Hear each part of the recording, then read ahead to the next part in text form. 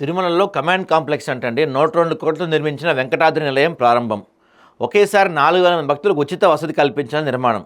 ఉపరాష్ట్రపతి CP Radhakrishnan, CM Chandrababu Chowdary మీదుగా ప్రారంభం జరిగింది. ఒకేసారి 4,000 మంది భక్తులకు ఉచిత వసతి కల్పించేలా నిర్మించారంట.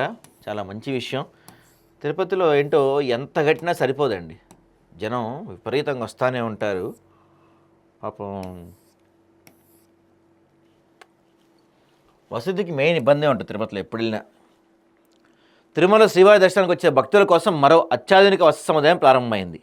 వెంకటాద్రి నిలయం యాత్రికుల వసతి సముదాయంను ఉపరాష్ట్రపతి CP Radhakrishnan, AP CM Chandrababu కలిసి ప్రారంభించారు.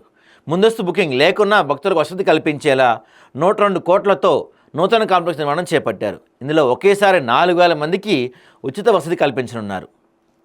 16 డార్మీటర్లు, 2,400 లాకర్లు, 24 గంటల వేడినీటి సదుపాయం ఇందులో ఉంటాయి. పిఎస్సి 5 ప్రాంగణంలో ఒకేసారి 80 మంది తలనీలాల సమర్పణకు వీలుగా కళ్యాణ కట్ట ఏర్పాటు చేశారు. ఒకేసారి 14 మంది భోజనానికి వీలుగా 1,400 మంది భోజనానికి వీలుగా 2 డైనింగ్ హాళ్ళు ఉన్నాయి. వసతి గృహం బుకింగ్ కౌంటర్ను ఉపరాష్ట్రపతి రాధాకృష్ణన్తో కలిసి సీఎం పరిశీలించారు. నూతన వసతి గృహంలో తొలి బుకింగ్ టోకెన్ను భక్తులకు అందించారు. కార్యక్రమంలో మంత్రులు Lokesh, Anam Ramanarayana Reddy, Anagani Satyaprasad, chairman BR Naidu, EO Anil Kumar Singhal పాల్గొన్నారు.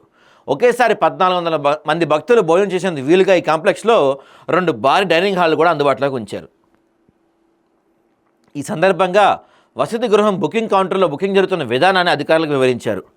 తొలి వసతి బుకింగ్ టోకెన్ భక్తురాలకి సీఎం అందించారు. తిరుమల పోర్టులో కొత్తగా తీసుకొచ్చిన ప్రసాద తయారీ కోసం వినియోగించే స్టార్టింగ్ యంత్రాలను కూడా ప్రారంభించారు. అనంతరం ఈ ప్రాంగణంలోనే ఏర్పాటు చేసిన వ్యర్థాల సేకరణ యంత్రాన్ని ఇరువురు నేతలు ఆసక్తిగా పరిశీలించారంట. సో నిజంగా మంచి విషయం ఇది. అంటే తిరుపతిలో ఒకేసారి 4,000 మందికి వసతి కల్పించడం అంటే ఫ్రీగా అంటే అది కూడా చాలా ఎటువంటి బుకింగ్ కూడా లేకుండా మంచి విషయం. ఎందుకంటే తిరుపతిలో చాలా ఇబ్బందులు పడుతుంటారండి భక్తులు. ఎప్పుడు వెళ్ళినా సరే రూమ్ దొరక్క, దర్శనానికి గంటల టైం బట్టి సరైన ఫెసిలిటీస్ లేక ఇబ్బంది పడుతూ ఉంటారు.